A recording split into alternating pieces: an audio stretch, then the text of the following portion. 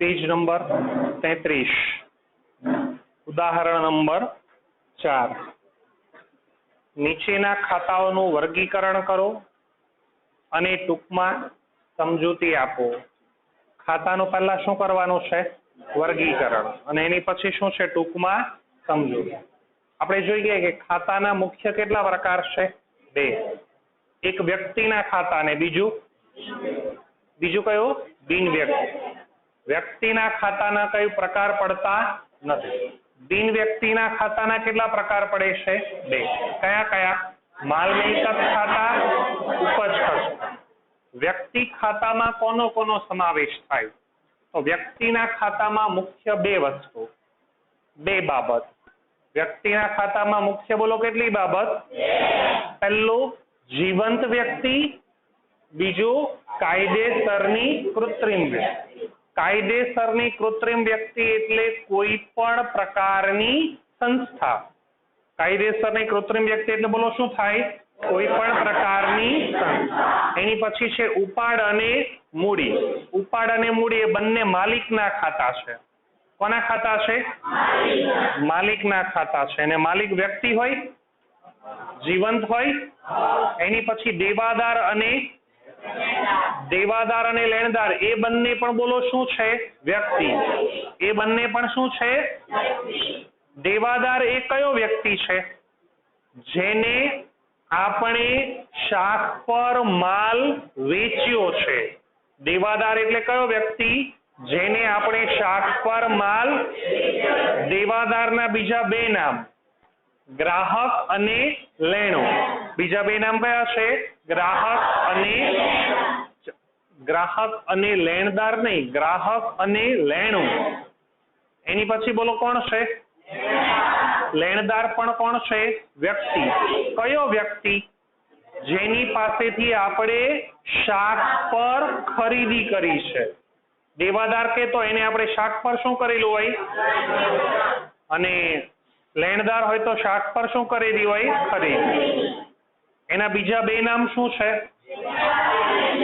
વેપારી અને બીજો પ્રકાર કયો છે? માલ મિલકતના ખાતામાં પણ મુખ્ય કેટલી બાબત? 2। માલના ખાતા અને મિલકતના। આ રોકાણ છે ને એ મિલકતમાં જ આવી જાય, મેં અલગથી દર્શાવેલું છે, ભૂલાય નહીં એટલે। માલના ખાતામાં કેટલા ખાતા? એવા 5। કયા કયા? ખરીદ ખાતું, વેચાણ ખાતું, ખરીદ પરત ખાતું, વેચાણ પરત ખાતું, માલની અન્ય રીતે જાવક સમજાવેલું। ચોરીથી માલ જાય, ઉપાડથી જાય, આગથી જાય, અકસ્માતથી જાય, ધર્માદામાં જાય, જાહેરાતમાં જાય, આ બધું શું કહેવાય? માલની અન્ય રીતે। એની પછી મિલકત દ્રશ્ય આવી હતી, અદ્રશ્ય, ચાલુ, બિનચાલુ આવેલી। અને રોકાણ, શેરમાં રોકાણ, ડિબેન્ચરમાં રોકાણ, બોન્ડમાં રોકાણ, એ રોકાણ। છેલ્લું બોલો કયું છે? ઉપજ ખર્ચના ખાતામાં કેટલી બાબત? 4। કઈ? ખર્ચ, નુકસાન, ઉપજ, આવક। યાદ રહેશે આટલું? એના પરથી દાખલા છે, જોઈએ ઉદાહરણ નંબર 4। પહેલું બોલો ખાતાનું નામ શું છે? નવજીવન કોમર્સ કોલેજ એટલે બોલો શું કહેવાય? કેમ? કાયદેસરની કૃત્રિમ વ્યક્તિ। તો ખાતાના પ્રકારમાં લખો વ્યક્તિ। ખાતાના પ્રકારમાં બોલો શું લખવાનું છે? વ્યક્તિ। સમજૂતીમાં લખો કાયદેસરની કૃત્રિમ વ્યક્તિ છે। સમજૂતીમાં લખાશે કાયદેસરની કૃત્રિમ વ્યક્તિ છે। નંબર 2 ઉપાડ। મૂડી અને ઉપાડ બંને કોના ખાતા છે? વ્યક્તિ એટલે માલિકના ખાતા છે। મૂડી અને ઉપાડ બંને કોના ખાતા છે? વ્યક્તિના ખાતા એટલે માલિકના ખાતા। ઉપાડ ખાતું લખો વ્યક્તિ ખાતું। સમજૂતીમાં ધંધાના માલિકનો અંગત ખર્ચ છે।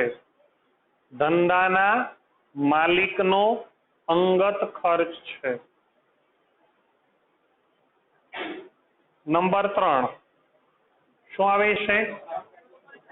રોકડ ખાતું એને કહેવાય રોકડ શિલક. એને શું કહેવાય? આપણી પાસે રોકડા પૈસા પડેલા હોય એને કહેવાય રોકડ શિલક. આપણી પાસે બેંકમાં પૈસા પડેલા હોય એને કહેવાય બેંક શિલક. રોકડ શિલક અને બેંક શિલક એ બંનેનો પ્રકાર બોલો કયો આવશે? વ્યક્તિ ખાતું. રોકડ શિલક અને બેંક શિલક એ બંનેનો પ્રકાર કયો બોલો આવશે? વ્યક્તિ ખાતું. તો લખો, સોરી, રોકડ શિલક અને બેંક શિલક બધે મિલકત કહેવાય. મિલકત એટલે એનો પ્રકાર કયો આવશે? માલ મિલકત. તો લખીએ ખાતાના પ્રકારમાં માલ મિલકત. સમજૂતીમાં લખીએ ધંધાની ચાલુ મિલકત છે. સમજૂતીમાં ધંધાની ચાલુ મિલકત છે. ચલો એની પછી ધર્માદા એટલે શું? કોઈ અનાથ આશ્રમમાં, કોઈ મંદિરમાં, કોઈ મસ્જિદમાં, કોઈ ચેરિટી ટ્રસ્ટમાં દાન આપીએ એને શું કહેવાય? ધર્માદા. દાન ધંધા દ્વારા આપવામાં આવે તો એ ધંધા માટે શું કહેવાય? ખર્ચ. ખર્ચ શેમાં આવે? ઉપજ ખર્ચ. વિગતમાં લખવાનું ધંધાનો ખર્ચ છે. વિગતમાં શું લખાશે? ધંધાનો ખર્ચ છે. એની પછી યંત્ર ધંધા માટે બોલો શું ગણાય? કઈ મિલકત ગણાય? ચાલુ કે બિન ચાલુ? કેમ ખબર પડે? 1 વર્ષ કરતા વધુ સમય માટે હોય તો શું કહેવાય? બિન ચાલુ. અને 1 વર્ષ કરતા ઓછા સમય માટે હોય તો? યંત્ર 1 વર્ષ માટે હોય કે 1 કરતા વધુ? તો ચાલુમાં આવે કે બિન ચાલુ? માલ મિલકત ખાતું અને ધંધાની બિન ચાલુ મિલકત છે. બિન ચાલુનું બીજું નામ આવડે કોઈને? લાંબા ગાળાની પણ કહેવાય, સ્થિર પણ કહેવાય, કાયમી પણ કહેવાય. લાંબા ગાળાની પણ કહેવાય, સ્થિર પણ કહેવાય, કાયમી. ધંધાની બિન ચાલુ મિલકત છે. પ્રકાર કયો આવશે એનો? માલ મિલકત. ચલો જમીનમાં સેમ આવશે? માલ મિલકત અને પ્રકારમાં માલ મિલકત અને સમજૂતીમાં ધંધાની બિન ચાલુ મિલકત છે.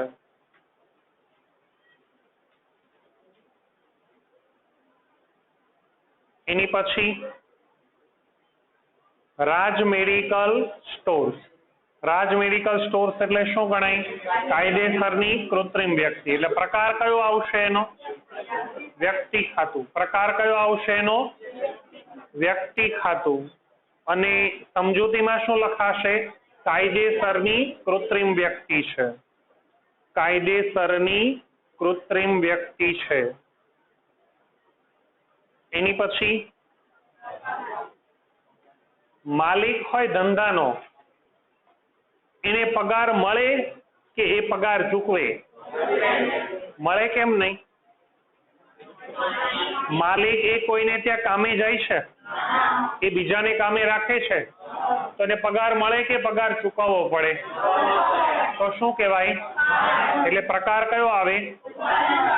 લખો ઉપજ ખર્ચ. ધંધાનો ખર્ચ છે. ઉપજ ખર્ચ. સમજૂતીમાં ધંધાનો ખર્ચ છે. આવક માલ ગાડા ભાડું. માલ ખરીદીએ ને તો માલ આવે કે માલ જાય? આવક. માલ આવે એટલે આવક માલ. માલ શેમાં આવે? ગાડામાં. પેલા ટેમ્પો ટ્રક નહોતા એટલે શેમાં આવતો? એ આવક માલ ગાડામાં આવે તો ગાડાવાળાને શું દેવું પડે? ભાડું. એને કહેવાય આવક માલ ગાડા ભાડું. આપવું પડે કે મળે? ખર્ચ કે આવક? કયો પ્રકાર? ઉપજ ખર્ચ ખાતું. ધંધાનો ખર્ચ છે.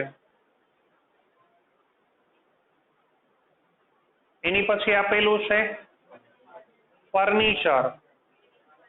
મિલકત કહેવાય? તો પ્રકાર કયો આવશે? માલ મિલકત. અને સમજૂતીમાં શું લખાય? ધંધાની બિન ચાલુ મિલકત છે. બિન ચાલુનું બીજું નામ સ્થિર અથવા તો કાયમી. એની પછી ઉપર આવક માલ આવેલો, અહીંયા શું છે? જાવક માલ. માલ વેચો તો માલ આવે કે માલ જાય? माल जाए एटले जावक माल, माल शेमां जाए? गाडामां। गाडावाळाने शुं देवुं पड़े?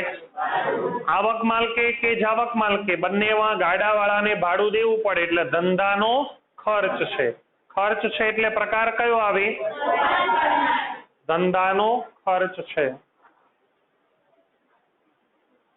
एनी पछी स्टेशनरी एटले अहींया स्टेशनरीनी दुकान नहीं समजवानी।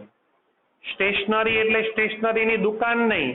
स्टेशनरी एटले शुं समझवानुं? पेन, पेन्सिल, रबर, फूटपट्टी, कागळ, ચોપડા ए बधुं खरीदीए तो ए धंधा माटे शुं गणाय? खर्च। खर्च गणाय एटले उपज खर्च धंधानो खर्च छे।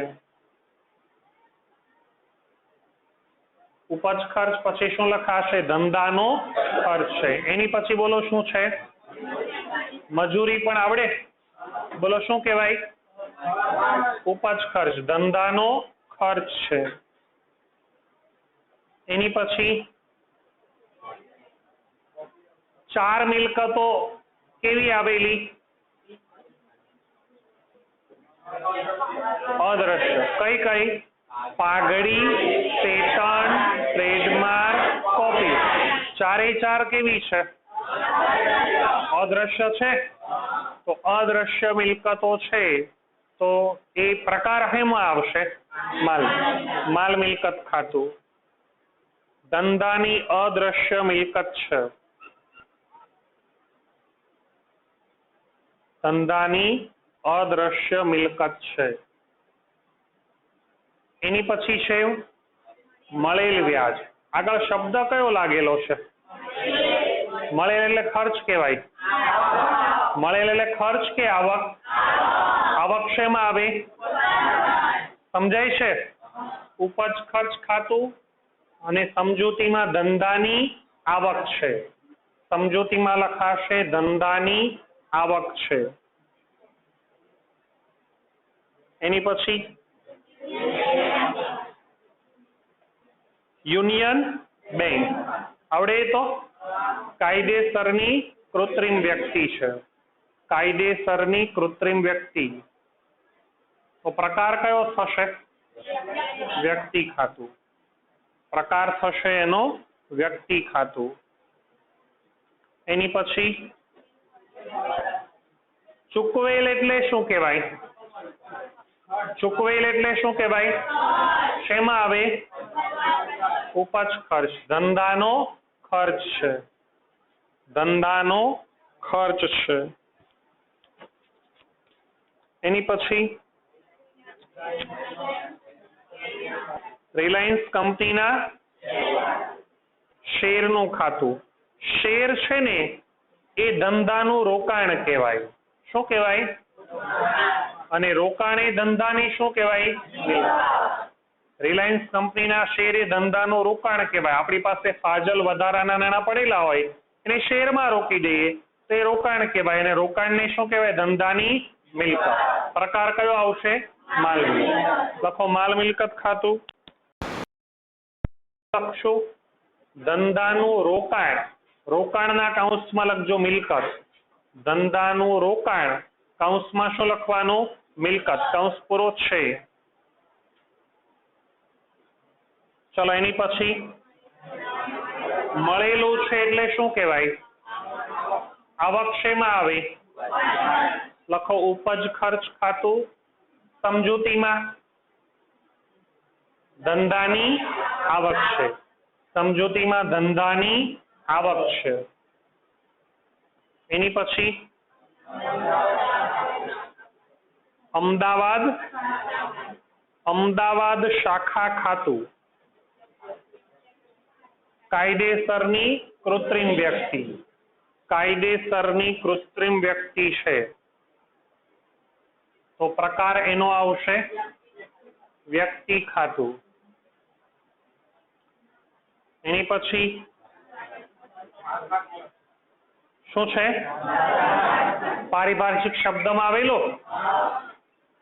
शुं आवेલું? કોઈ દેવાદાર પોતાની નબળી આર્થિક સ્થિતિ હોય તો કુલ રકમમાંથી અમુક રકમ ચૂકવી શકતો। સાદી ભાષામાં કીધું હતું કે કોઈ આપણા પૈસા બૂચ મારે એને શું કહેવાય?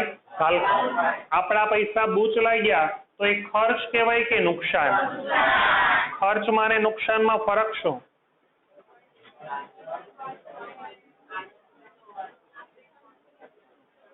ખર્ચ કરો ને તો નાણાં આપો ને બદલામાં કઈક વસ્તુ મળે.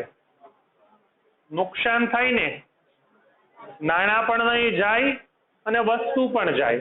દાખલા તરીકે મેં 10 રૂપિયાની પેન ખરીદી, 10 રૂપિયા આપ્યા, બદલામાં મને શું મળ્યું? તો એને શું કહેવાય? 10 રૂપિયાની પેન ચોરાઈ ગઈ, શું મળ્યું? શું સમજાય છે ફરક? તો ગાલખાદી ધંધાનું શું કહેવાય? ધંધાનું નુકસાન છે. નુકસાન છે એટલે પ્રકાર કયો આવશે? ઉપજ ખર્ચ. ચાલો એની પછી નંબર કર્ણાવતી ક્લબ, બોલો આવડશે? કાયદેસરની કૃત્રિમ વ્યક્તિ છે. તો પ્રકાર આવડશે ને હવે લખતા જાતે? કાયદેસરની કૃત્રિમ વ્યક્તિ છે. એની પછી દેવાદાર અને લેણદાર બંને કયા કહેવાય? વ્યક્તિ. દેવાદાર અને લેણદાર બંને બોલો કેવા કહેવાશે? શું કામ વ્યક્તિ કહેવાશે? એ વ્યક્તિને આપણે માલ વેચેલો છે. લખો, વ્યક્તિ ખાતું લખ્યું? લખો, તેમને શાક પર માલનું વેચાણ કરેલું છે. તેમને શાક પર માલનું વેચાણ કરેલું છે. નંબર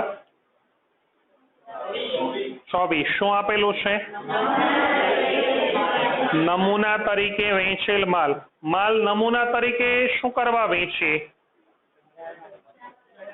માલ નમૂના તરીકે શું કરવા વેચે? ધંધાની જાહેરાત કરવા. શું કરવા? ધંધાની જાહેરાત કરવા. માલ નમૂના તરીકે શું કામ વેચે? ધંધાની જાહેરાત. માલ ધંધામાંથી માલ મુખ્ય કેટલી રીતે જાય? 2 રીતે. પહેલી અને મુખ્ય રીત કઈ? વેચાણ. પહેલી ને મુખ્ય રીત કઈ? વેચાણ સિવાય બીજી રીતે જાય એને શું કહેવાય? અન્ય રીતે જવા. તો આ માલ મિલકતમાં પણ આવે છે અને ઉપજ ખર્ચમાં પણ આવે છે. નમૂના તરીકે વેચેલો માલ છે એ માલ મિલકતમાં પણ આવે, ઉપજ ખર્ચમાં. તો આમાં આપણે બંને લખીશું. વચ્ચે વચ્ચે એક લીટી છોડેલી છે. ચલો પહેલી લીટીમાં શું લખશો તમે? માલ મિલકત ખાતું. શું લખશો? માલ મિલકત ખાતું. સમજૂતીમાં લખજો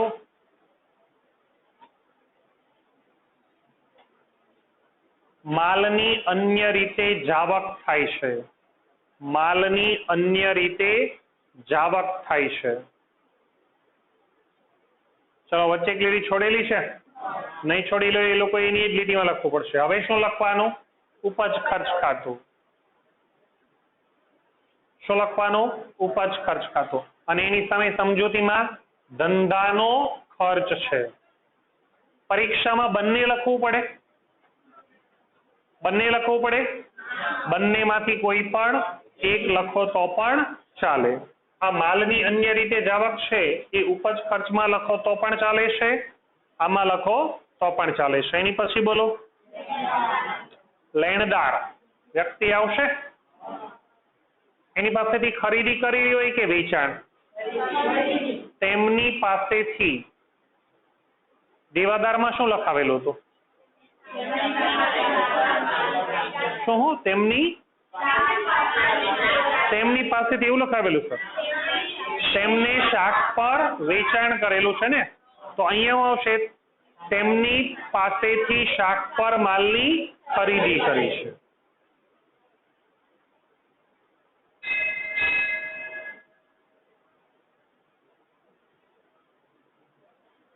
ચલો પછીનું પહેલું છે, આવડશે? શું આવે? કારખાના ખર્ચ એટલે ઉપજ ખર્ચ. સમજૂતી ધંધાનો ખર્ચ છે.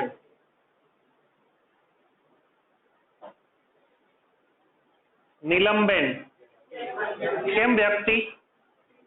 કેવા વ્યક્તિ કહેવાય? જીવંત વ્યક્તિ છે. સમજૂતીમાં શું લખાશે? જીવંત વ્યક્તિ છે. એની પછી ઘસારો ખર્ચમાં આવી ગયેલો. મિલકતની કિંમતમાં થતો ક્રમશઃ અને કાયમી ધોરણે ઘટાડો. લખો ધંધાનો ખર્ચ છે. ધંધાનો ખર્ચ છે. એની પછી ગુજરાત સરકાર શું આવશે? કાયદેસરની કૃત્રિમ વ્યક્તિ છે. કાયદેસરની કૃત્રિમ વ્યક્તિ છે.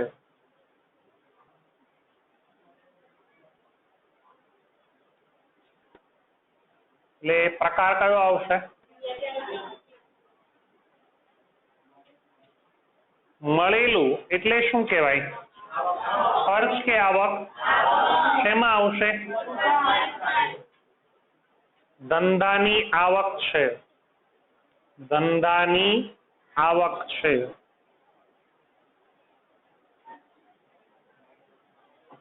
એની પછી બંનેમાં આવશે. માલની રીતે જવાબ કહેવાય ને, પેલા 24માં સમજૂતી લખાવી એવું જ આવશે ને. ચલો પહેલા હું લખશો? માલ મિલકત ખાતું. સમજૂતીમાં માલની અન્ય રીતે જાવક, અથવા એમ પણ લખાય ધંધામાંથી માલ જાય છે, અથવા એમ પણ લખી શકાય ધંધામાંથી માલ જાય છે. બીજા પ્રકારમાં શું લખવાનું? ઉપજ ખર્ચ. ઉપજ ખર્ચમાં લખીને શું લખાશે? ધંધાનો ખર્ચ છે.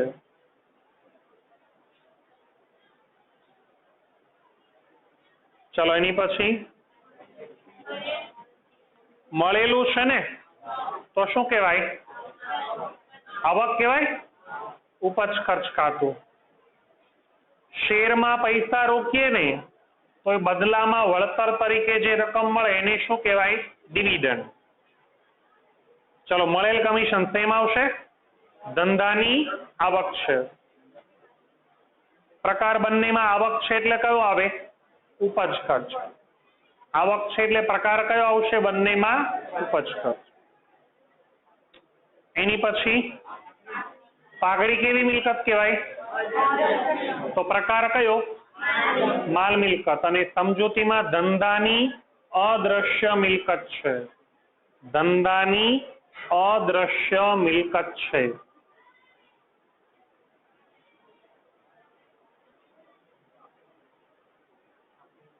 આપેલું કમિશન. આપેલું હોય તો ખર્ચ કહેવાય ને મળેલું હોય તો આવક કહેવાય. ધંધાનો ખર્ચ છે એટલે શેમાં આવશે? ઉપજ ખર્ચ.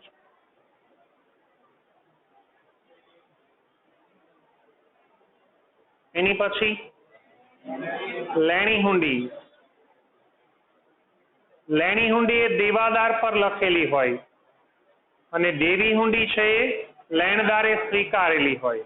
બંનેનો પ્રકાર લેણી હુંડી અને દેવી હુંડી બંને વ્યક્તિમાં આવશે. લખો લેણી હુંડી વ્યક્તિનું ખાતું. ધંધાનું લેણું છે. લેણું એટલે લેવાના કે દેવાના? અને દેવું એટલે આપેલો વટાવ. આપેલો છે એટલે ખર્ચ ગણાય કે આવક ગણાય?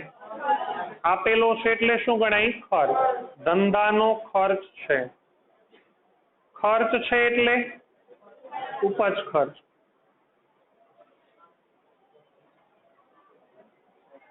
સ્ટોકનું ખાતું. કયું ખાતું? સ્ટોકનું ખાતું. સ્ટોકનું ખાતું એટલે મિલકત કહેવાય. શું કહેવાય? મિલકત. હાસ્યમાં લખો, ચોપડાના હાસ્યમાં ઉપર. કોઈ પણ પ્રકારનો સ્ટોક એટલે માલ મિલકત ખાતું.